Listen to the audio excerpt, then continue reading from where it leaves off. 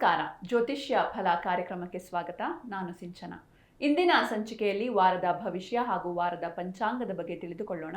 ಈ ಕುರಿತು ತಿಳಿಸಿಕೊಡಲು ನಮ್ಮ ಜೊತೆ ಇದ್ದಾರೆ ಆಧ್ಯಾತ್ಮಿಕ ಚಿಂತಕರು ಹಾಗೂ ಜ್ಯೋತಿಷಿಗಳಾದ ಶ್ರೀ ವಿಶ್ವನಾಥ ಭಾಗವತರು. ಬನ್ನಿ ಗುರುಗಳನ್ನ ಕಾರ್ಯಕ್ರಮಕ್ಕೆ ಸ್ವಾಗತಿಸೋಣ. ನಮಸ್ಕಾರ ಗುರುಜಿ, ಕಾರ್ಯಕ್ರಮಕ್ಕೆ ಸ್ವಾಗತ. ನಮಸ್ತೆ ಸಹೋದರಿ. ಶ್ರೀ ಗುರುಭ್ಯೋ ನಮಃ. ಭವಿಷ್ಯ ಮಹಾಗಣಪತಯೇ ನಮಃ.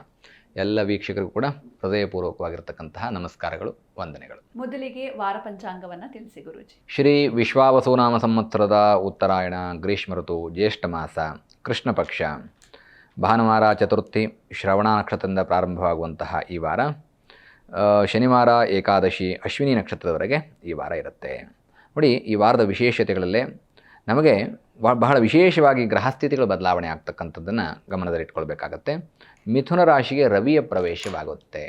ಇದನ್ನು ಮಿಥುನ ಸಂಕ್ರಮಣ ಅಂತ ಹೇಳ್ತೇವೆ. ಅದೇ ರೀತಿಯಾಗಿ ಕರ್ಕಾಟಕ ರಾಶಿಗೆ ಬುಧನ ಪ್ರವೇಶವಾಗುತ್ತೆ. ಇದೆರಡೂ ಕೂಡ ವಿಶೇಷವಾಗಿ ಜ್ಯೋತಿಷ್ಯ ಶಾಸ್ತ್ರದಲ್ಲಿ ಒಂದಷ್ಟು ಬದಲಾವಣೆಗಳನ್ನು, ಒಂದಷ್ಟು ಉತ್ತಮವಾದಂತಹ ಯೋಗಗಳನ್ನು ಕೊಡ್ತಾ ಹೋಗುತ್ತೆ. ಇನ್ನು ಬುಧ ಜಯಂತಿ ಅನ್ನೋದಾಗಿ ಕೂಡ ಈ ವಾರದಲ್ಲಿ ಆಚರಣೆಯನ್ನು ಮಾಡ್ತೇವೆ. ಅದೇ ರೀತಿಯಾಗಿ ಪ್ರದೋಷಾದಿಗಳಿದ್ದಾವೆ. ಇದನ್ನೆಲ್ಲವನ್ನು ಗಮನದಲ್ಲಿಟ್ಕೊಂಡು ಉತ್ತಮವಾದಂತಹ ವಾರ ಪಂಚಾಂಗ ಅನ್ನುವಂಥದ್ದನ್ನು ನಾವು ಅಪೇಕ್ಷೆ ಪಡಬಹುದು. ಖಂಡಿತ ಗುರುಜಿ. ಇನ್ನು ಈ ವಾರದ ವಿಶೇಷತೆಗಳೇನು ಅಂತ ನೋಡೋದಾದ್ರೆ ನೋಡಿ, ಮಿಥುನ ರಾಶಿಗೆ ರವಿಯ ಪ್ರವೇಶವಾಗ್ತಕ್ಕಂಥದ್ರಿಂದ ಇದನ್ನು ಮಿಥುನ ಸಂಕ್ರಮಣ ಅಂತ ಹೇಳ್ತೇವೆ. ಹೇಗೆ ನಮ್ಮಲ್ಲಿ ಹಲವಾರು ರೀತಿಯಾಗಿರ್ತಕ್ಕಂತಹ ಸಂಕ್ರಾಂತಿಗಳಿದ್ದಾವೆ. ಆಚರಣೆಯಲ್ಲಿ ಮಕರ ಸಂಕ್ರಾಂತಿ ಬಹಳ ವಿಶೇಷವಾಗಿರತಕ್ಕಂಥದ್ದು, ತುಲಾ ಸಂಕ್ರಮಣ ಅನ್ನುವಂಥದ್ದಿದೆ. ಅದೇ ರೀತಿಯಾಗಿ ಮಿಥುನ ಸಂಕ್ರಮಣ ಅಂದರೆ ರವಿ ಸೂರ್ಯಗ್ರಹ ಮಿಥುನ ರಾಶಿಗೆ ಪ್ರವೇಶವನ್ನು ಮಾಡ್ತಕ್ಕಂಥದ್ದು, ಬುಧನ ಮನೆಗೆ ಪ್ರವೇಶವನ್ನು ಮಾಡ್ತಕ್ಕಂಥದ್ದು. ಇದು ಜ್ಯೋತಿಷ ಶಾಸ್ತ್ರದಲ್ಲಿ ಬಹಳ ವಿಶೇಷವಾದಂತಹ ಶುಭ ಫಲವನ್ನು ಕೊಡುತ್ತೆ. ಪ್ರಾರಂಭದಲ್ಲಿ ಇದು ತ್ರಿಗ್ರಾಹಿ ಯೋಗವನ್ನು ಕೊಡ್ತಾ ಹೋಗುತ್ತೆ. ಏನು ಯೋಗಗಳು?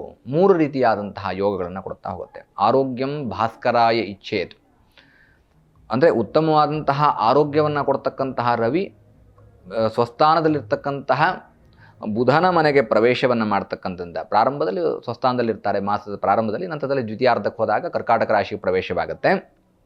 ಆದ್ದರಿಂದಾಗಿ ಅಲ್ಲಿ ಉತ್ತಮವಾದಂತಹ ಯೋಗಗಳು ಪ್ರಾರಂಭವಾಗುತ್ತೆ ಅಥವಾ ಸಿಗತ್ತೆ. ಏನು ಅಂತ ಕೇಳಿದ್ರೆ ಅದು ತ್ರಿಗ್ರಾಹಿ ಯೋಗ ಅನ್ನುವಂಥದ್ದು.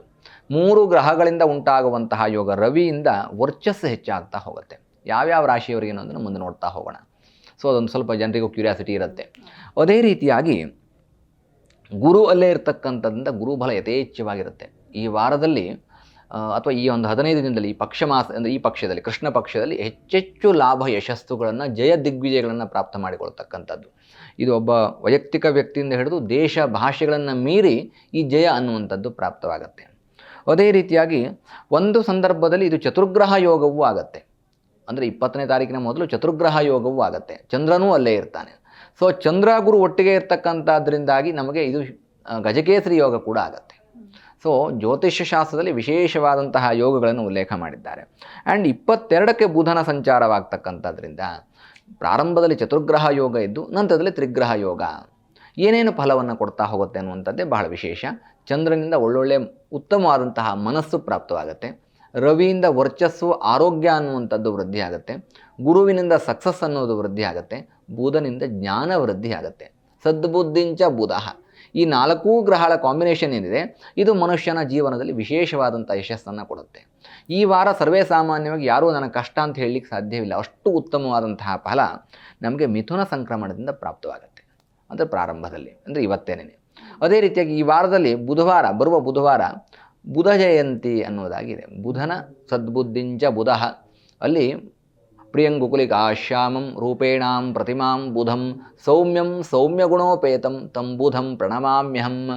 ದೇಶ ಮತ್ತು ಜಗತ್ತನ್ನು ನಡೆಸುವಂತಹ ಸಂದರ್ಭದಲ್ಲಿ ಸೌಮ್ಯಂ ಸೌಮ್ಯಗುಣೋಪೇತಂ, ನಾವು ಎಷ್ಟು ನಮ್ಮ ಜೀವನದಲ್ಲಿ ಯಶಸ್ಸು ಗಳಿಸಬೇಕು ಅಂತಂದರೆ ಸೌಮ್ಯತೆ ಎಷ್ಟಿದ್ರೂ ಸಾಲದಂತೆ. ಸೌಮ್ಯತೆಯಲ್ಲಿ ಸೌಮ್ಯತೆ ಇರಬೇಕಂತಂದರೆ ಶಾಂತಿ ಇರಬೇಕಂತೆ. ಅದು ಯಾವಾಗ ಸಿಗತ್ತೆ ಮನುಷ್ಯನಿಗೆ ಅಂತ ಕೇಳಿದ್ರೆ ಸರ್ವೇ ಸಾಮಾನ್ಯ ಎಲ್ಲರೂ ಹೇಳ್ತಾರೆ, ನಮ್ಮ ಮನೆಯಲ್ಲಿ ಕೋಪ, ನಮ್ಮ ಮನೇಲಿ ಮಾತು ಕೇಳಲ್ಲ, ಆಡುಭಾಷೆಯಲ್ಲಿ ಹೇಳಲ್ವ ಎಲ್ಲರೂ. ಆ ಯೋಗಗಳು ಸಿಗ್ತಕ್ಕಂಥದ್ದು ಈ ವಾರದಲ್ಲಿ. ಹಾಗಾಗಿ ಈ ವಾರವೇ ಆ ಬುಧ ಜಯಂತಿ ಇರ್ತಕ್ಕಂಥ ಬುಧವಾರ, ಬುಧ ಜಯಂತಿ ಇರ್ತಕ್ಕಂಥದ್ರಿಂದ ಬಹಳ ಉತ್ತಮವಾದಂತಹ ಯೋಗಗಳು ಪ್ರಾಪ್ತವಾಗುತ್ತೆ. ಮನುಷ್ಯನ ಎಲ್ಲ ಕಷ್ಟಗಳು ದೂರವಾಗುತ್ತೆ. ಕಂಪ್ಲೇಂಟ್ ದೂರವಾಗ್ತಾ ಹೋಗುತ್ತೆ. ಕಂಪ್ಲೇಂಟ್ ಮಾಡೋದು, ಪರಸ್ಪರವಾಗಿ ಅವರನ್ನು ನಾವು ಮನೆಯಲ್ಲಿ ದೂಷಣೆ ಮಾಡೋದು, ವ್ಯವಹಾರದಲ್ಲಿ ದೂಷಣೆ ಮಾಡೋದು, ಇದು ಬಹಳ ಕಡಿಮೆ ಆಗ್ತಾ ಹೋಗುತ್ತೆ. ಇದರ ಜೊತೆಗೆ ಬಹಳ ವಿಶೇಷವಾಗಿರ್ತಕ್ಕಂತಹ ವಾರ ಪಂಚಾಂಗ, ವಾರ ಭವಿಷ್ಯ ಅನ್ನುವಂಥದ್ದೆಲ್ಲ ಇದೆ. ಮುಂದೆ ನೋಡ್ತಾ ಹೋಗೋಣ. ಇದು ಸದ್ಯಕ್ಕೆ ಇದಿಷ್ಟು ವಿಶೇಷತೆ. ಖಂಡಿತ ಗುರುಜಿ. ವಾರದ ಪಂಚಾಂಗ ಹಾಗೂ ವಾರದ ವಿಶೇಷತೆಗಳ ಬಗ್ಗೆ ತಿಳ್ಕೊಂಡ್ವಿ. ಈಗ 12 ರಾಶಿಗಳ ವಾರದ ಭವಿಷ್ಯವನ್ನ ತಿಳ್ಕೊಳ್ಳೋಣ. ಮೊದಲಿಗೆ ಮೇಷರಾಶಿಯ ವಾರದ ಭವಿಷ್ಯ ಹೇಗಿದೆ ಗುರೂಜಿ?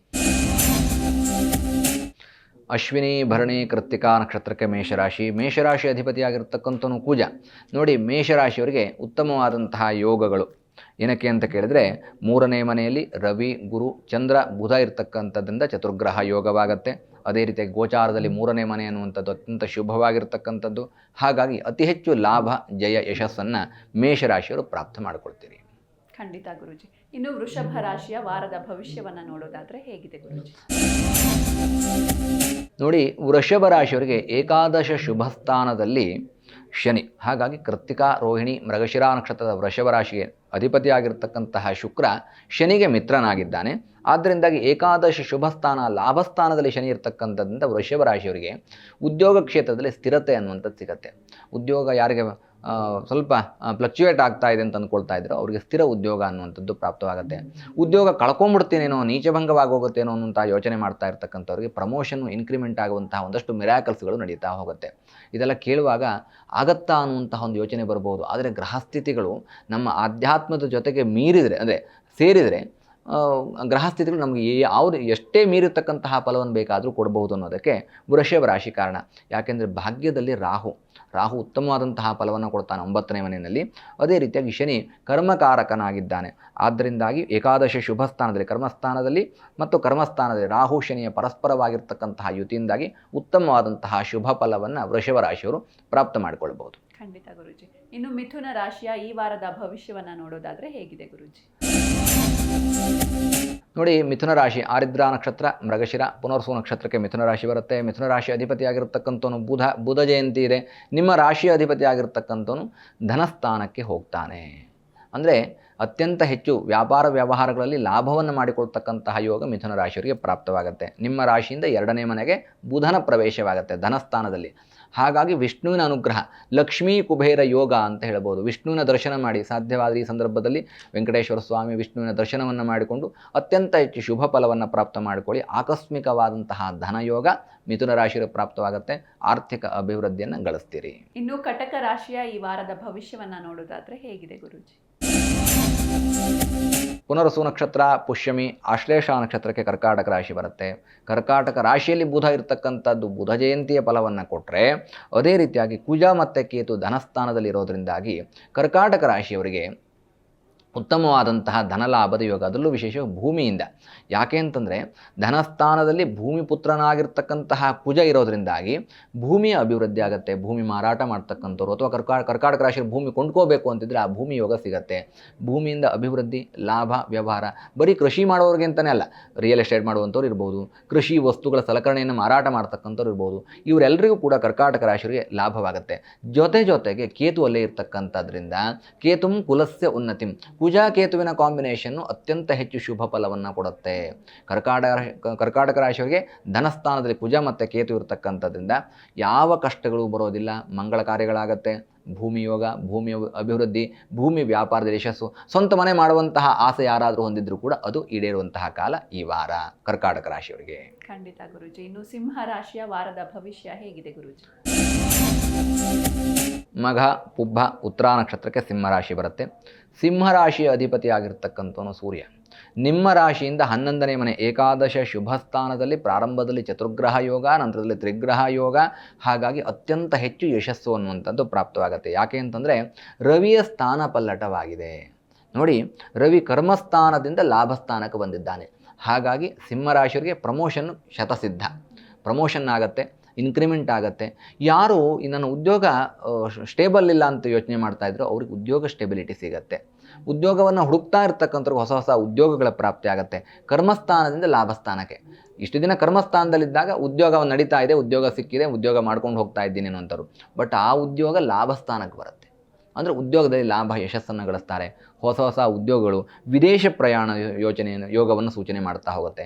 ಒಟ್ಟಾರೆಯಾಗಿ ಸಿಂಹರಾಶಿಯವರಿಗೆ ಶುಭ ಫಲ ಅನ್ನುವಂಥದ್ದು ಈ ವಾರ ಇದೆ. ಕನ್ಯಾ ರಾಶಿಯ ವಾರದ ಭವಿಷ್ಯವನ್ನ ನೋಡೋದಾದ್ರೆ ಹೇಗಿದೆ ಗುರೂಜಿ? ಉತ್ತರ, ಹಸ್ತ, ಚಿತ್ತಾ ನಕ್ಷತ್ರಕ್ಕೆ ಕನ್ಯಾ ರಾಶಿ. ಕನ್ಯಾ ರಾಶಿ ಅಧಿಪತಿಯಾಗಿರ್ತಕ್ಕಂಥವನು ಬುಧ. ನೋಡಿ, ಬುಧ ನಿಮ್ಮ ರಾಶಿಯಿಂದ ಲಾಭಸ್ಥಾನಕ್ಕೆ ಬಂದಿದ್ದಾನೆ. ಸೊ ನಿಮ್ಮ ಬುದ್ಧಿಮಟ್ಟತೆಯ ಚಾಕಚಕ್ಯತೆ ಅನ್ನೋದು ವೃದ್ಧಿ ಆಗುತ್ತೆ. ತಪ್ಪು ನಿರ್ಧಾರಗಳನ್ನು ತೆಗೆದುಕೊಳ್ಳೋದಿಲ್ಲ. ಯಾವುದೇ ಸಮಸ್ಯೆ ಅನ್ನುವಂಥದ್ದು ಬಂದರೂ ಕೂಡ ಬಹಳ ಬುದ್ಧಿವಂತಿಕೆಯಿಂದ ಎದುರಿಸುವಂತಹ ಶಕ್ತಿ ಈ ವಾರ ಕನ್ಯಾ ರಾಶಿಯವರಿಗೆ ಬರುತ್ತೆ. ಇನ್ನು ಕರ್ಮಸ್ಥಾನದಲ್ಲಿ ರವಿ ಗುರು ಚಂದ್ರ ಇರ್ತಕ್ಕಂಥದ್ರಿಂದಾಗಿ ನೋಡಿ, ಪ್ರಾರಂಭದಲ್ಲಿ ಗಜಕೇಸರಿ ಯೋಗದ ಫಲವನ್ನು ಕನ್ಯಾ ರಾಶಿಯವರು ಕರ್ಮಸ್ಥಾನದಲ್ಲಿ ಪ್ರಾಪ್ತ ಮಾಡ್ಕೊಳ್ತೀರಿ. ಅಂದರೆ ಹೊಸ ಹೊಸ ವ್ಯವಹಾರಗಳ ಆಯ್ಕೆಯನ್ನು ಮಾಡ್ಕೊಳ್ತಾ ಹೋಗ್ತೀರಿ, ಹೊಸ ವಸ್ತುಗಳ ಮಾರಾಟ, ಅದರ ಜೊತೆಗೆ ಈ ಶೇರ್ ಮಾರ್ಕೆಟ್ ಈ ರೀತಿಯಾದಂತಹ ಹೂಡಿಕೆಗಳಲ್ಲಿ ಜಯವನ್ನು ಗಳಿಸ್ತೀರಿ. ಎಲ್ಲ ಸ್ಥಾನಗಳಲ್ಲೂ ಇದೇ ಫಲ ಉತ್ತಮವಾದಂತಹ ಶುಭ ಫಲವನ್ನು ಕೊಡುತ್ತಾ ಅಂದರೆ ಇಲ್ಲ.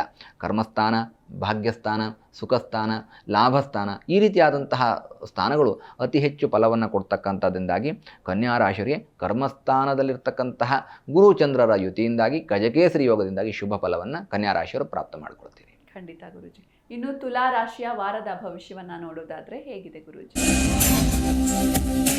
ಚಿತ್ತ, ಸ್ವಾತಿ, ವಿಶಾಖ ನಕ್ಷತ್ರಕ್ಕೆ ತುಲಾರಾಶಿ ಬರುತ್ತೆ. ತುಲಾರಾಶಿಯ ಅಧಿಪತಿಯಾಗಿರ್ತಕ್ಕಂಥವನು ಶುಕ್ರ.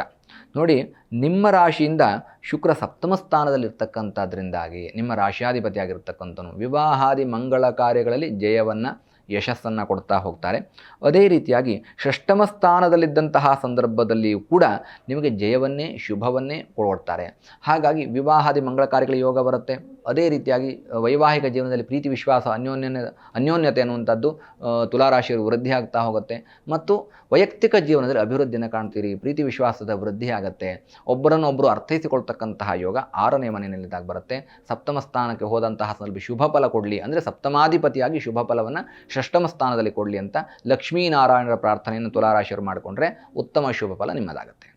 ಇನ್ನು ವೃಶ್ಚಿಕ ರಾಶಿಯ ವಾರದ ಭವಿಷ್ಯವನ್ನು ನೋಡೋದಾದ್ರೆ ಹೇಗಿದೆ ಗುರುಜಿ? ವಿಶಾಖ, ಅನುರಾಧ, ಜ್ಯೇಷ್ಠ ನಕ್ಷತ್ರಕ್ಕೆ ವೃಶ್ಚಿಕ ರಾಶಿ. ವೃಶ್ಚಿಕ ರಾಶಿ ಅಧಿಪತಿಯಾಗಿರ್ತಕ್ಕಂಥವನು ಕುಜ. ನೋಡಿ, ರಾಶ್ಯಾಧಿಪತಿಯಾಗಿರ್ತಕ್ಕಂತಹ ಕುಜ ಅತ್ಯಂತ ಹೆಚ್ಚು ಉತ್ತಮವಾದಂತಹ ಶುಭ ಫಲದಲ್ಲಿದ್ದಾರೆ, ಕರ್ಮಸ್ಥಾನದಲ್ಲಿದ್ದಾರೆ ಕೇತುವಿನ ಜೊತೆಗೆ. ಅದೇ ರೀತಿಯಾಗಿ ಪಂಚಮದಲ್ಲಿರ್ತಕ್ಕಂತಹ ಶನಿ ಕೂಡ ನಿಮಗೆ ಉತ್ತಮವಾದಂತಹ ಫಲವನ್ನೇ ಕೊಡ್ತಾರೆ. ಕಾರಣ ಏನು ಅಂತ ಕೇಳಿದ್ರೆ, ಶನಿಯ ಶುಭ ಫಲ ಅನ್ನುವಂಥದ್ದು ಗುರುವಿನ ಬಲ ಇದ್ದಾಗ, ಪ್ರಾರಂಭದಲ್ಲಿ ಗುರುಬಲ ಇಲ್ಲ ಅನ್ನುವಂಥ ಯೋಚನೆಯನ್ನು ಮಾಡಿದರೂ ಕೂಡ ದ್ವಿತೀಯಾರ್ಧದಲ್ಲಿ ಗುರುವಿನ ಚರಣಭೇದದಿಂದಾಗಿ ಅಥವಾ ಚರಣದ ಸ್ಥಾನಪಲ್ಲಟದಿಂದಾಗಿ ಅತ್ಯಂತ ಹೆಚ್ಚು ಗುರುಬಲ ಅನ್ನುವಂಥದ್ದು ವೃಶ್ಚಿಕ ರಾಶಿಯವರು ಪ್ರಾಪ್ತವಾಗುತ್ತೆ. ಶನಿ ಆರಾಧನೆ, ಹನುಮಾನ್ ಚಾಲಿಸ ಮಾಡಿಕೊಳ್ಳಿ. ಕರ್ಮಸ್ಥಾನದಲ್ಲಿರ್ತಕ್ಕಂತಹ ಕುಜ ಭೂಮಿ ಯೋಗ, ಭೂಮಿ ವ್ಯಾಪಾರ, ವ್ಯವಹಾರ, ರಿಯಲ್ ಎಸ್ಟೇಟು, ಹೂಡಿಕೆ, ಇನ್ಶೂರೆನ್ಸು ಈ ರೀತಿಯಾದಂತಹ ಕ್ಷೇತ್ರಗಳಲ್ಲಿ ವೃಶ್ಚಿಕ ರಾಶಿಯವರಿಗೆ ಅತ್ಯಂತ ಹೆಚ್ಚು ಶುಭ ಫಲವನ್ನು ಕೊಡೋದ್ರಲ್ಲಿ ಯಾವುದೇ ಸಂದೇಹ ಇಲ್ಲ. ಇನ್ನು ಧನುರ್ ರಾಶಿಯ ವಾರದ ಭವಿಷ್ಯ ಹೇಗಿದೆ ಗುರುಜಿ? ಮೂಲ, ಪೂರ್ವಾಷಾಢ, ಉತ್ತರಾಷಾಢ ನಕ್ಷತ್ರಕ್ಕೆ ಧನುಸ್ಸು ರಾಶಿ ಬರುತ್ತೆ. ಧನುಸ್ಸು ರಾಶಿ ಅಧಿಪತಿಯಾಗಿರ್ತಕ್ಕಂಥವನು ಗುರು. ನಿಮ್ಮ ರಾಶಿಯಿಂದ ವಿಶೇಷವಾಗಿ ಸುಖಸ್ಥಾನದಲ್ಲಿರ್ತಕ್ಕಂತಹ ಶುಕ್ರನಿಂದಾಗಿ ಧನಲಾಭ ಅನ್ನುವಂಥದ್ದು ಧನುಸ್ಸು ರಾಶಿಯ ವೃದ್ಧಿ ಆಗುತ್ತೆ. ಜಯ ಅನ್ನುವಂಥದ್ದು ಸಿಗುತ್ತೆ. ಮನುಷ್ಯನಿಗೆ ಏನೇ ಕಷ್ಟಗಳು ಬಂದರೂ ಕೂಡ ಅದರ ಎದುರಿಸೋದಕ್ಕೆ ಒಂದು ಆರ್ಥಿಕ ಒಂದು ಸಪೋರ್ಟನ್ನು ಮನುಷ್ಯ ಬಯಸ್ತಾ ಇರ್ತಾನೆ. ನನ್ನ ಕೈಯಲ್ಲಿ ಹಣ ಇದ್ದಿದ್ದರೆ ನಾನು ಏನು ಬೇಕಾದರೂ ಮಾಡ್ತಿದ್ದೆ. ಅಂದರೆ ಮನುಷ್ಯ ಹೇಗಾಗಿದ್ದಾನೆ ಕೇಳಿದ್ರೆ, ಹಣ ಇದ್ದಿದ್ದರೆ ಆರೋಗ್ಯವನ್ನು ನಾನು ಕೊಂಡ್ಕೊಳ್ಳುತ್ತಿದ್ದೆ ಅನ್ನುವಂಥದ್ದು. ನನ್ನ ಅನಾರೋಗ್ಯಕ್ಕೆ ಕಾರಣ ನನ್ನ ಜೀವನ ಶೈಲಿ ಯಾಕೆ ಆಗಿದೆ ಅಂತ ನನ್ನ ಹತ್ರ ಹಣ ಇಲ್ಲ, ಹಾಗಾಗಿ ನನಗೆ ದುಡಿಯುವಂತಹ ಅನಿವಾರ್ಯತೆ, ಒತ್ತಡ ಅಂತೆಲ್ಲ ಮನುಷ್ಯ ಹೇಳ್ತಾರೆ. ಇಲ್ಲಿ ಧನುಸ್ಸು ರಾಶಿಯವರಿಗೆ ಬಹಳ ವಿಶೇಷವಾಗಿ ಇದು ಒಂದು ಪೂರಕವಾದಂತಹ ಸನ್ನಿವೇಶವನ್ನು ಕೊಡ್ತಾ ಹೋಗುತ್ತೆ. ನೋಡಿ, ಸುಖಸ್ಥಾನ ಅಥವಾ ಪಂಚಮ ಸ್ಥಾನದಲ್ಲಿರ್ತಕ್ಕಂತಹ ಶನಿ ಶುಕ್ರರಿಂದಾಗಿ ಉತ್ತಮವಾದಂತಹ ಯೋಗ ಅನ್ನುವಂಥದ್ದು ಧನುಸ್ಸು ರಾಶಿಯವರಿಗೆ ಪ್ರಾಪ್ತವಾಗುತ್ತೆ. ಹಣ ಬರುತ್ತೆ, ಉತ್ತಮವಾದಂತಹ ಜೀವನ ಶೈಲಿಯನ್ನು ರೂಢಿಸ್ಕೊಳ್ತೀರಿ.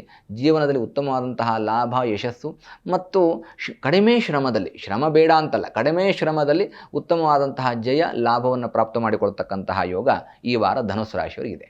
ಇನ್ನು ಮಕರ ರಾಶಿಯ ವಾರದ ಭವಿಷ್ಯ ಹೇಗಿದೆ ಅಂತ ನೋಡೋದಾದ್ರೆ, ಉತ್ತರಾಷಾಢ, ಶ್ರವಣ, ಧನಿಷ್ಠ ನಕ್ಷತ್ರಕ್ಕೆ ಮಕರ ರಾಶಿ. ನಿಮ್ಮ ರಾಶಿ ಅಧಿಪತಿಯಾಗಿರ್ತಕ್ಕಂಥವನು ಶನಿ 3ನೇ ಮನೆಯಲ್ಲಿ ಗೋಚಾರದಲ್ಲಿ ಶುಭ. 7.5 ಕೊನೆಯ ಹಂತ ಮುಗಿದಿದ್ದರೂ ಭೇದವಿದೆ ಅಥವಾ ಪಾದದ ಸ್ಪರ್ಶ ಇದೆ ಅಂತ ಹೇಳುವಂತಹ ಸಂದರ್ಭದಲ್ಲಿ ಗೋಚಾರದಲ್ಲಿ ಶುಭ ಇರ್ತಕ್ಕಂತಹ ಕಾರಣದಿಂದಾಗಿ ಶನಿಯಿಂದ ಉತ್ತಮವಾದಂತಹ ಯೋಗ ಪ್ರಾಪ್ತ ಮಾಡಿಕೊಡ್ತೀರಿ. ಶುಕ್ರನಿಂದ ಅತಿ ಹೆಚ್ಚು ಲಾಭವಾಗುತ್ತೆ. ತೃತೀಯ ಗೋಚಾರದಲ್ಲಿ ಶುಭ. ಅದೇ ರೀತಿಯಾಗಿ ಶುಕ್ರ ಸುಖಸ್ಥಾನದಲ್ಲಿ ಶುಭ. ಅಂದರೆ ಮನೆಗೆ ಬೇಕಾಗುವಂತಹ ಅಲಂಕಾರಿಕವಾದಂತಹ ವಸ್ತುಗಳ ಖರೀದಿಯನ್ನು ಮಾಡ್ತೀರಿ ಮಕರ ರಾಶಿಯವರು. ಮನೆಯಲ್ಲಿ ಪ್ರೀತಿ ವಿಶ್ವಾಸ ವೃದ್ಧಿ ಆಗುತ್ತೆ. ಮನೆಯವರ ಆಗುಹೋಗುಗಳ ಬಗ್ಗೆ ಹೆಚ್ಚು ಗಮನವನ್ನು ಹರಿಸ್ತೀರಿ. ಒಟ್ಟಾರೆಯಾಗಿ ಶನಿ ಮತ್ತು ಶುಕ್ರರ ಒಂದು ಮಿತ್ರತ್ವದಿಂದಾಗಿ ಅತಿ ಹೆಚ್ಚು ಶುಭ ಫಲವನ್ನು ಮಕರ ರಾಶಿಯವರು ಈ ವಾರ ಮಾಡಿಕೊಳ್ತೀರಿ. ಸಂತೋಷ ಜೀವನವನ್ನು ಈ ವಾರ ನಿಮ್ಮ ಜೀವನದಲ್ಲಿ ಪ್ರಾಪ್ತವಾಗುತ್ತೆ. ಖಂಡಿತ ಗುರುಜಿ. ಇನ್ನು ಕುಂಭ ರಾಶಿಯ ವಾರದ ಭವಿಷ್ಯ ಹೇಗಿದೆ ಅಂತ ನೋಡೋದಾದ್ರೆ, ಧನಿಷ್ಠ ಶತಭಿಷ ಪೂರ್ವಭಾದ್ರಾ ನಕ್ಷತ್ರಕ್ಕೆ ಕುಂಭರಾಶಿ ಬರುತ್ತೆ. ಕುಂಭರಾಶಿ ಅಧಿಪತಿಯೂ ಶನಿಯೇನೆ, ಧನಸ್ಥಾನದಲ್ಲಿ ಶನಿ ಇದ್ದಾನೆ. ರಾಹು ಜನ್ಮಸ್ಥ ರಾಹು ಆಗುತ್ತೆ. ಆರೋಗ್ಯದ ಕಡೆಗೆ ಒಂದಷ್ಟು ಗಮನ ಇರಲಿ. ಉತ್ತಮವಾದಂತಹ ಆರೋಗ್ಯಕ್ಕೆ ಸರಿಯಾದಂತಹ ಚಿಕಿತ್ಸೆ ಶುಶ್ರೂಷೆಗಳ ಅವಶ್ಯಕತೆ ಇರುತ್ತೆ. ಆದಷ್ಟು ಮಾನಸಿಕವಾಗಿ ಸಮತೋಲನವನ್ನು ಕಾಪಾಡಿಕೊಳ್ತಕ್ಕಂಥದ್ದು ಅವಶ್ಯಕ. ಅದೇ ರೀತಿಯಾಗಿ ದೈಹಿಕ ಚಿಂತನೆಯನ್ನು ಅಥವಾ ದೈಹಿಕವಾಗಿ ಅನವಶ್ಯಕವಾದಂತಹ ಶ್ರಮ ಬೇಡ. ಎಷ್ಟು ಶಕ್ತಿ ಇದೆಯೋ ಅಷ್ಟು ಮಾತ್ರ ಕೆಲಸವನ್ನು ಮಾಡಿಕೊಳ್ಳಿ ಅನ್ನುವಂಥದ್ದು. ಯಾಕೆಂದರೆ ರಾಹುರ್ ಬಾಹುಬಲಂ ಅಂತ ಹೇಳುತ್ತೆ. ದೈಹಿಕವಾದಂತಹ ಫಿಟ್ನೆಸ್ಸನ್ನು ಕೊಡೋನು ರಾಹು. ಅವನು ನಿಮ್ಮ ರಾಶಿಯಲ್ಲೇ ಇರ್ತಕ್ಕಂಥದ್ದಿಂದ ಅನಾವಶ್ಯಕವಾಗಿ ಸ್ವಲ್ಪ ಈ ಲೇಜಿನೆಸ್ ಕೊಡುವಂಥದ್ದು ಇರ್ಬೋದು, ಅಥವಾ ಅನಾವಶ್ಯಕವಾಗಿ ಕೆಲಸದ ಒತ್ತಡದಿಂದಾಗಿ ನಿರಾಸಕ್ತಿಗಳನ್ನು ಉಂಟು ಮಾಡ್ತಕ್ಕಂತಹ ಸಾಧ್ಯತೆಗಳಿರುತ್ತೆ. ಬುದ್ಧಿರ್ಬಲಂ ಯಶೋಧೈರ್ಯಂ ನಿರ್ಭಯತ್ವಂ ಅರೋಗತಾಂ ಅಜಾಢ್ಯಂ ವಾಕ್ಪಟುತ್ವಂಚ ಹನುಮಾನ್ ಶ್ರೀ ಸ್ಮರಣಾತ್ ಭವೇತ್. ಅಜಾಢ್ಯವನ್ನು ದೂರ ಮಾಡ್ತಕ್ಕಂಥವನು ಅಂದರೆ ಲೇಜಿನೆಸ್ಸನ್ನು ದೂರ ಮಾಡ್ತಕ್ಕಂಥವನು. ವಿದ್ಯಾರ್ಥಿಗಳಿರ್ಬೋದು, ದೊಡ್ಡವರಿಗಿರ್ಬೋದು, ಇದೆಲ್ಲವೂ ದೂರವಾಗಬೇಕು ಅಂತಂದರೆ ಕುಂಭರಾಶಿಯವರಿಗೆ ಆಂಜನೇಯನ ಸ್ಮರಣೆ ಬೇಕು. ಜನ್ಮಸ್ಥ ರಾಹು ಇರ್ತಕ್ಕಂಥದ್ರಿಂದ ಆಂಜನೇಯನ ಸ್ಮರಣೆ ಮಾಡಿಕೊಳ್ಳಿ, ಶುಭ ಫಲವನ್ನು ಪ್ರಾಪ್ತ ಮಾಡ್ಕೊಳ್ತೀರಿ. ಇನ್ನು ಕೊನೆಯದಾಗಿ ಮೀನರಾಶಿಯ ವಾರದ ಭವಿಷ್ಯ ಹೇಗಿದೆ ಅಂತ ನೋಡೋದಾದ್ರೆ, ಪೂರ್ವಾಭಾದ್ರ ಉತ್ತರಾಭಾದ್ರ ರೇವತಿ ನಕ್ಷತ್ರಕ್ಕೆ ಮೀನರಾಶಿ. ಮೀನರಾಶಿಯಿಂದ ಧನಸ್ಥಾನದಲ್ಲಿ ಶುಕ್ರ, ನಿಮ್ಮ ರಾಶಿಯಾಧಿಪತಿಯಾಗಿರ್ತಕ್ಕಂತಹ ಗುರು ಸುಖಸ್ಥಾನದಲ್ಲಿರ್ತಕ್ಕಂಥದ್ರಿಂದ ಗುರುವಿನ ಬಲ ಅನ್ನುವಂಥದ್ದು ಉತ್ತಮವಾಗಿರುತ್ತೆ. ಅದೇ ರೀತಿ ಧನಸ್ಥಾನದ ಶುಕ್ರ ಇರ್ತಕ್ಕಂಥ ಸಂಪತ್ತಿನ ಯೋಗ ಅನ್ನುವಂಥದ್ದು ಪ್ರಾಪ್ತವಾಗುತ್ತೆ. ಜನ್ಮಸ್ಥ ಶನಿ ಆಗಿರೋದ್ರಿಂದ ಶತ್ರುಗಳ ಕಾಟ ಅನ್ನುವಂಥದ್ದು ಸ್ವಲ್ಪ ಜಾಸ್ತಿ ಇರುತ್ತೆ. 12ನೇ ಮನೆ ವ್ಯಯದಲ್ಲಿ ರಾಹು ಇರ್ತಕ್ಕಂಥದ್ದು ಆರೋಗ್ಯದ ಕಡೆ ಗಮನವನ್ನು ಹರಿಸಿ ಅನಾರೋಗ್ಯಗಳು ಬರುವಂತಹ ಸಾಧ್ಯತೆಗಳಿರುತ್ತೆ.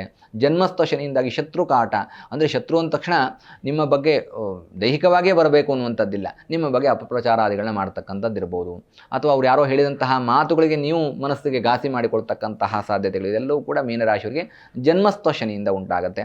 ಧನಸ್ಥಾನದಲ್ಲಿ ಶುಕ್ರ ಇರ್ತಕ್ಕಂಥದ್ರಿಂದ ಸಂಪತ್ತಿಗೆ ಕೊರತೆ ಆಗೋದಿಲ್ಲ. ಸಂಪಾದನೆ ಅನವಶ್ಯಕವಾಗಿ ಖರ್ಚಾಗ್ತಕ್ಕಂತಹ ಸಾಧ್ಯತೆಗಳು ಕೂಡ ಇರುತ್ತೆ. ಸುಖಸ್ಥಾನದಲ್ಲಿ ಚತುರ್ಗ್ರಹ ಯೋಗ ಪ್ರಾರಂಭದಲ್ಲಿ, ನಂತರ ತ್ರಿಗ್ರಹ ಯೋಗವಾಗುತ್ತೆ. ರವಿ ಗುರು ಚಂದ್ರನಿಂದಾಗಿ ಗಜಕೇಸರಿ ಯೋಗ ಅನ್ನುವಂಥದ್ದು ಸುಖಸ್ಥಾನದಲ್ಲಿರೋದ್ರಿಂದ ಮನೆ ಕಟ್ಟುವಂತಹ ಯೋಗ, ವಾಹನ ಕೊಂಡ್ಕೊಳ್ತಕ್ಕಂತಹ ಯೋಗ, ಅಲಂಕಾರಿಕ ವಸ್ತುಗಳನ್ನು ಖರೀದಿ ಮಾಡುವಂತಹ ಯೋಗ ಎಲ್ಲವೂ ಕೂಡ ಮೀನರಾಶಿಯವರಿಗೆ ಪ್ರಾಪ್ತವಾಗುತ್ತೆ. 12 ರಾಶಿಗಳ ವಾರದ ಭವಿಷ್ಯದ ಬಗ್ಗೆ ತಿಳ್ಕೊಂಡ್ವಿ. ಇನ್ನು ಗುರೂಜಿ, ಇಂದು ಮಿಥುನ ಸಂಕ್ರಾಂತಿ, ನೀವು ಆಗಲೇ ಮಿಥುನ ಸಂಕ್ರಾಂತಿಯ ಬಗ್ಗೆ ಹೇಳಿದ್ರಿ. ಇನ್ನು ಹೆಚ್ಚಿನ ಮಾಹಿತಿಯನ್ನು ನಮ್ಮ ವೀಕ್ಷಕರಿಗೆ ನೀಡೋದಾದ್ರೆ ನೋಡಿ, ಸಂಕ್ರಾಂತಿ ಅಂದ ತಕ್ಷಣ ಹೊಸ ಕ್ರಾಂತಿಯನ್ನು ಸೂಚನೆ ಮಾಡ್ತಕ್ಕಂಥದ್ದು ಸಂಕ್ರಾಂತಿ ಅಂತ ಶಬ್ದಶಃ ಅರ್ಥವನ್ನು ಮಾಡಿಕೊಳ್ತಾ ಹೋದರೆ, ಇಲ್ಲಿ ಈ ಸಂದರ್ಭದಲ್ಲಿ ನಮಗೆ ಹಲವಾರು ಸಂಕ್ರಾಂತಿಗಳು ನೆನಪಾಗುತ್ತೆ. ಮತ್ತು ಆ ಸಂಕ್ರಾಂತಿಯ ಸಂದರ್ಭದಲ್ಲಿ ಏನೇನು ಮಾಡಿಕೊಳ್ಳಬೇಕು ಅನ್ನುವಂಥದ್ದನ್ನು ಯೋಚನೆ ಮಾಡಬೇಕು. ನಾವು ಈ ಪುನರ್ಜನ್ಮದ ಬಗ್ಗೆ ಯೋಚನೆಯನ್ನು ಮಾಡ್ತೇವೆ, ಅಥವಾ ಜೀವನದಲ್ಲಿ ಬರುವಂತಹ ಪಾಪ ಪುಣ್ಯಗಳ ಬಗ್ಗೆ ಯೋಚನೆಯನ್ನು ಮಾಡ್ತೇವೆ, ಕಷ್ಟ ಕಾರ್ಪಣ್ಯಗಳ ಬಗ್ಗೆ ಯೋಚನೆ ಮಾಡ್ತೇವೆ. ನನಗೆ ಯಾಕೆ ಈ ಕಷ್ಟ ಬಂತು ಅನ್ನುವಂಥದ್ದು ಪ್ರತಿಯೊಬ್ಬ ಮನುಷ್ಯರಿಗೂ ಈ ಒಂದು ಫೇಸ್ ಬರ್ತಾ ಹೋಗುತ್ತೆ. ಈ ಸಂಕ್ರಮಣ ಕಾಲದಲ್ಲಿ ಅಂದರೆ ಗ್ರಹಗಳ ಚಲನೆಯಿಂದ ಉಂಟಾಗುವಂತಹ ಒಂದು ವಿಶೇಷವಾದಂತಹ ಸಂಧಿ ಕಾಲದಲ್ಲಿ ಪೂಜೆ ಪುನಸ್ಕಾರಾದಿಗಳನ್ನು ಮಾಡುವುದನ್ನು ಹೊರತುಪಡಿಸಿಯೂ ತರ್ಪಣಾದಿಗಳನ್ನು ನೀಡ್ತಕ್ಕಂಥದ್ದು ಮೋಕ್ಷ ಸದ್ಗತಿ ಅಂತ ಹೇಳ್ತೇವೆ. ನೋಡಿ, ಕಾಲವಾಗಿರ್ತಕ್ಕಂಥವ್ರಿಗೆ ನಾವು ಅವ್ರ ಪಿತೃಶಾಪ ಅಂತ ಹೇಳ್ತೇವೆ, ಪ್ರೇತಶಾಪ ಅಂತ ಹೇಳ್ತೇವೆ, ಸ್ತ್ರೀ ಶಾಪ ಅಂತ ಹೇಳ್ತೇವೆ. ಎಲ್ಲರೂ ಕೇಳಿರ್ತಾರೆ.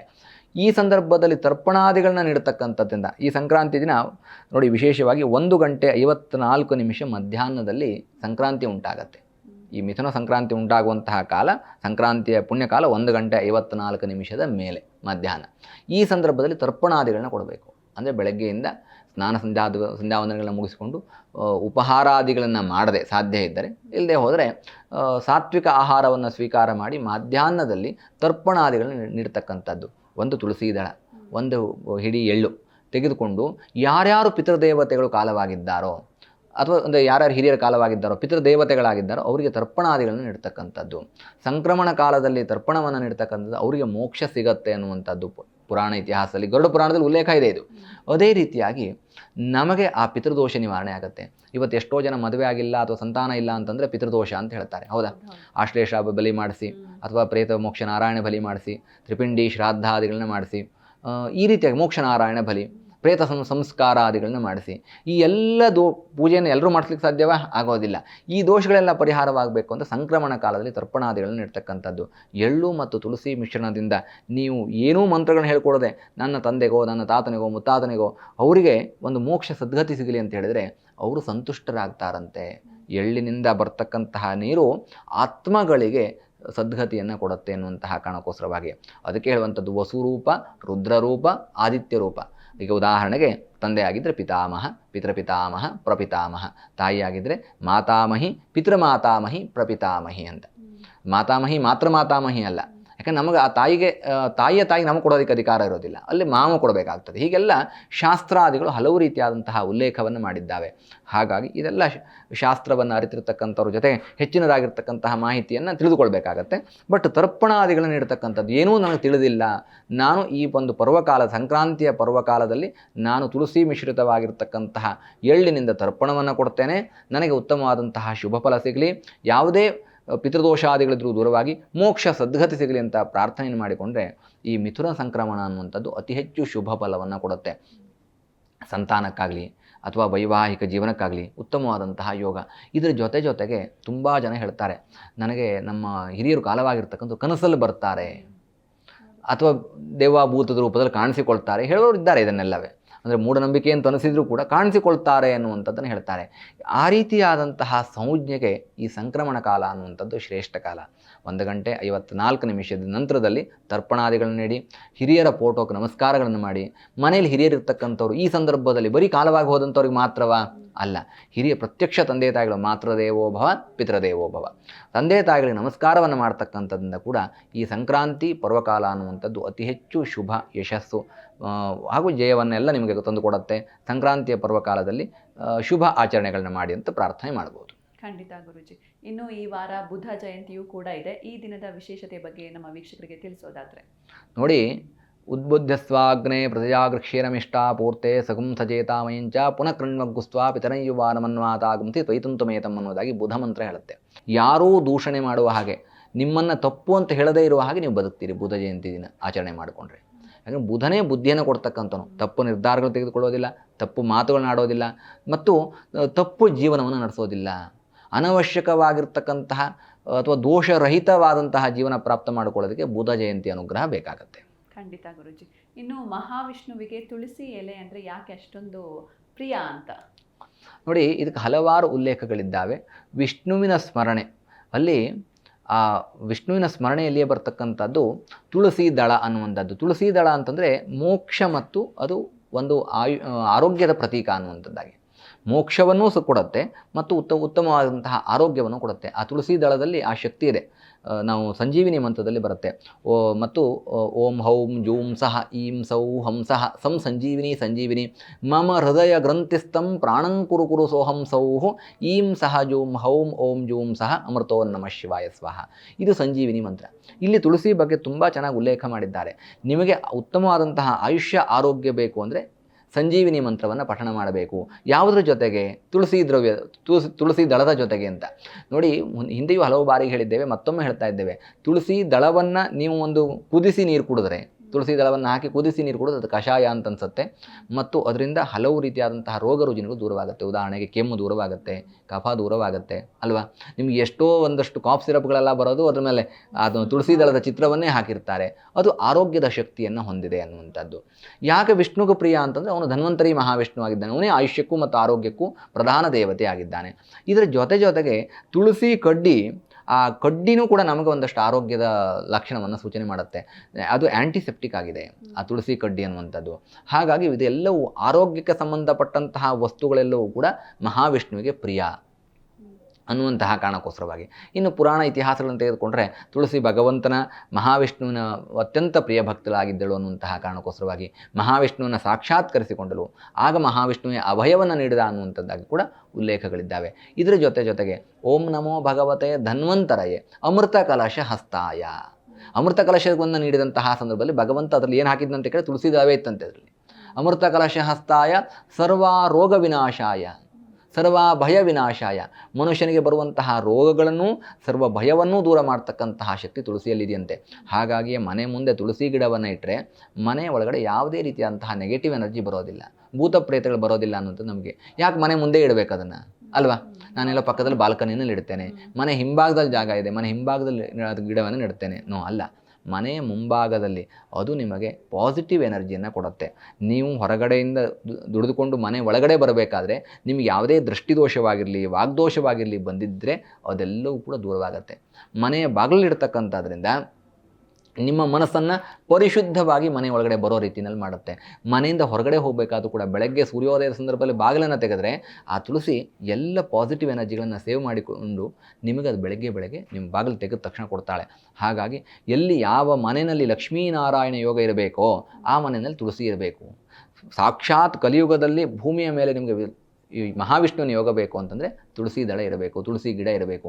ಅದಕ್ಕೆ ಹೇಳ್ತಕ್ಕಂಥದ್ದು ವಸಿಷ್ಠ ಗಾರ್ಗ್ಯಾದಿ ಮಹರ್ಷಿಭಿರ್ದತ್ತ ಶುಭ ಲಗ್ನ ಇಷ್ಟಾಂಶೇ ಸುಮುಹೂರ್ತೆ.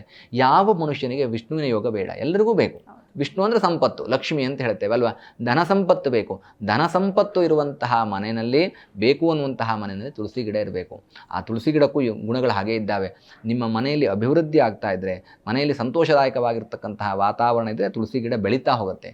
ಇಲ್ಲದೆ ಹೋದ್ರೆ ತುಳಸಿ ಗಿಡ ಸತ್ತು ಹೋಗುತ್ತೆ. ಎಷ್ಟೋ ಜನರ ಪ್ರಶ್ನೆ ಇರುತ್ತೆ, ಗುರುಗಳೇ ತುಳಸಿ ಗಿಡ ಪದೇ ಸತ್ತು ಹೋಗುತ್ತೆ, ಏನು ಮಾಡಬೇಕು ಅನ್ನುವಂಥದ್ದು. ಮನೆಯ ನೆಗೆಟಿವ್ ಎನರ್ಜಿ ಜಾಸ್ತಿ ಆದಾಗಲೂ ತುಳಸಿ ಗಿಡ ಸಾಯುತ್ತೆ. ಅದು ಅಮೈಲಿಗೆ ಆದಾಗಲೂ, ಅಮಂಗಲವಾದಾಗಲೂ ತುಳಸಿ ಗಿಡ ಸಾಯುತ್ತೆ. ಹಾಗಾಗಿ ಆ ತುಳಸಿ ಗಿಡ ಅನ್ನುವಂಥದ್ದು ಶುದ್ಧವಾಗಿರುವಂತೆ ನೋಡಿಕೊಂಡು ತುಳಸಿ ಗಿಡಕ್ಕೆ ಒಂದು ಚಿಕ್ಕದಾಗಿರ್ತಕ್ಕಂತಹ ಶಕ್ತ್ಯೋಪಚಾರ ಪೂಜೆಯನ್ನು ಮಾಡಿದಾಗ ದೀಪ ಹಚ್ಚುವಂಥದ್ದು ಇರ್ಬೋದು, ತುಳಸಿ ಗಿಡಕ್ಕೆ ಅರ್ಶನವನ್ನು ಇಡುವಂಥದ್ದು ಇರ್ಬೋದು. ತುಳಸಿಯನ್ನು ನೀವು ದೇವತೆ ಅಂತ ಪೂಜಿಸಿದಲ್ಲಿ ನಿಮಗೆ ವಿಷ್ಣುವಿನ ಅನುಗ್ರಹ ಸಿಗುತ್ತೆ. ಯಾವ ಮನೆಯಲ್ಲಿ ತುಳಸಿ ಗಿಡವನ್ನು ಪೂಜೆ ಮಾಡ್ತೀರೋ ಅಲ್ಲಿ ಮಹಾವಿಷ್ಣುವಿನ ಅನುಗ್ರಹ ಪ್ರಾಪ್ತವಾಗುತ್ತೆ. ಅದಕ್ಕೆ ಬಹಳ ವಿಶೇಷವಾಗಿ ಮಂತ್ರವನ್ನು ಹೇಳಿದ್ದಾರೆ. ಸರಸಿಜ ನಿಲಯೇ ಸರೋಜ ಹಸ್ತೆ ಧವಲತರಾಂಕುಶಗಂಧಮಾ ಅಲ್ಯ ಶೋಭೆ ಭಗವತಿ ಹರಿವಲ್ಲಭೆ ಮನೋಜ್ಞೆ ತ್ರಿಭುವನ ಭೂತಿಕರಿ ಪ್ರಸೀದ ಮಖ್ಯಂ ಅಂತ. ಸರಸಿಜ ನಿಲಯೇ, ಮನೆಯಲ್ಲಿ ಪ್ರೀತಿ ವಿಶ್ವಾಸ ಇರಬೇಕು. ಸರೋಜ ಹಸ್ತೆ ಅಂತಂದರೆ ನಿಮಗೆ ಲಕ್ಷ್ಮೀ ಕಟಾಕ್ಷ ಇರಬೇಕು, ಧನ ಸಂಪತ್ತು ವೃದ್ಧಿ ಆಗಬೇಕು. ಸರೋಜ ಹಸ್ತೆ ಧವಲತರಾಂಕುಶ ಗಂಧಮಾಲ್ಯ ಶೋಭೆ. ಆ ತುಳಸೀದೇವಿ ಮನೆಯ ಭಾಗದಲ್ಲಿ ನಿಂತರೆ ಆ ಮನೆಯ ಮಂಗಳದ ಪ್ರತೀಕ ಕಾಣಬೇಕಂತೆ. ಮನೆಯ ರೂಪಕ್ಕೆ, ಮನೆಯ ಒಳಗಿನ ವಾತಾವರಣಕ್ಕೆ ಯಾವುದು ಕನ್ನಡಿ ಅಂತ ಕೇಳಿದ್ರೆ, ಮನೆಯ ಮುಂದೆಗಡೆ ತುಳಸಿ ಗಿಡಕ್ಕೆ ನೀರು ಹಾಕಿದರೆ, ತುಳಸಿ ಗಿಡ ಹೆಮ್ಮರವಾಗಿ ಚಿಗುರಿದ್ರೆ ಅದು ಮನೆಯ ಸಂಕೇತವನ್ನು ಸೂಚನೆ ಮಾಡುತ್ತಂತೆ. ಮನೆ ಒಳಗಡೆ ಹೇಗಿದೆ ಅಂತ ಗಮನಿಸ್ಬೋದಂತೆ. ಹಿಂದಿನವರು ಆಡು ಭಾಷೆಯಲ್ಲಿ ಹೇಳ್ತಾರೆ, ಮನೆಯ ಮುಂದೆ ತುಳಸಿ ಗಿಡ ನೋಡಿದ್ರೆ ಮನೆಯ ಒಳಗಿನವ್ರ ಗುಣ ಗೊತ್ತಾಗತ್ತೆ ಅಂತ. ಇದೊಂದು ಆಡು ಭಾಷೆಯಲ್ಲಿ ಒಂದು ಮಾತಿದೆ. ಅದರ ಅರ್ಥ ಏನು ಅಂತಂದರೆ, ಮನೆಯ ಒಳಗಡೆ ಸೌಭಾಗ್ಯದಾಯಕವಾದಂತಹ ಮಾತುಗಳನ್ನು ಆಡ್ತಾ ಇದ್ದರೆ ತುಳಸಿ ಗಿಡ ವೃದ್ಧಿ ಆಗುತ್ತಂತೆ. ಮನೆಯ ಒಳಗಡೆ ಯಾವಾಗಲೂ ಬೈಕೊಂಡು, ಜಗಳ ಆಡ್ಕೊಂಡು, ಕಿತ್ತಾಡಿಕೊಂಡು ಅನಾರೋಗ್ಯದಿಂದಿದ್ರೆ ತುಳಸಿ ಗಿಡ ಸಾಯ್ತಾ ಹೋಗುತ್ತಂತೆ. ಇದಕ್ಕೋಸ್ಕರವಾಗಿ ವಿಷ್ಣುವಿನ ಅನುಗ್ರಹ ಮನೆ ಒಳಗಡೆ ಸಿಗಲಿ, ಮನೆಯಲ್ಲಿ ಯಾವತ್ತೂ ಇರಲಿ ಅನ್ನುವಂತಹ ಕಾರಣಕ್ಕೋಸ್ಕರ ತುಳಸಿ ಗಿಡವನ್ನು ನಾವು ಪೂಜೆ ಮಾಡ್ತಕ್ಕಂಥದ್ದು, ಆಚರಣೆ ಮಾಡ್ತಕ್ಕಂಥದ್ದು. ತುಳಸಿ ವಿಶೇಷವಾದಂತಹ ಮಹತ್ವ ಕಲಿಯುಗದಲ್ಲಿದೆ. ಆರೋಗ್ಯದ ದೃಷ್ಟಿಯಿಂದ, ಆಯುಷ್ಯದ ದೃಷ್ಟಿಯಿಂದ ಮತ್ತು ನಮಗೆ ಕಣ್ಣಿಗೆ ಕಾಣದೇ ಇರತಕ್ಕಂತಹ ಅಗೋಚರ ಶಕ್ತಿಯನ್ನು ನೀಡುವಂತಹ ಯೋಗ ತುಳಸಿ ಗಿಡದಲ್ಲಿದೆ. ಖಂಡಿತ ಗುರುಜಿ. ಇನ್ನು ಇಷ್ಟು ಹೊತ್ತು ನಮ್ಮ ಕಾರ್ಯಕ್ರಮದಲ್ಲಿ ಭಾಗವಹಿಸಿ ಬಹಳಷ್ಟು ಅರ್ಥಪೂರ್ಣವಾದ ಮಾಹಿತಿಯನ್ನು ನೀಡಿದ್ರಿ. ಧನ್ಯವಾದಗಳು ಗುರುಜಿ. ಧನ್ಯೋಸ್ಮಿ. ಲೋಕಾಹ ಸಮಸ್ತಾ ಸುಖಿನೋ ಭವಂತು, ಸಮಸ್ತ ಸನ್ಮಂಗಲಾನಿ ಭವಂತು. ನೋಡಿದ್ರಲ್ವಾ ವೀಕ್ಷಕರೇ, ಇವತ್ತಿನ ಸಂಚಿಕೆಯಲ್ಲಿ ವಾರದ ಭವಿಷ್ಯ ಹಾಗೂ ವಾರದ ಪಂಚಾಂಗದ ಬಗ್ಗೆ ತಿಳಿದುಕೊಂಡ್ವಿ. ಮತ್ತೆ ಮುಂದಿನ ಸಂಚಿಕೆಯಲ್ಲಿ ಭೇಟಿಯಾಗೋಣ. ನೋಡ್ತಾ ಇರಿ ಜಿ ಕನ್ನಡ ನ್ಯೂಸ್, ಸತ್ಯವೇ ಸುದ್ದಿಯ ಜೀವಾಳ.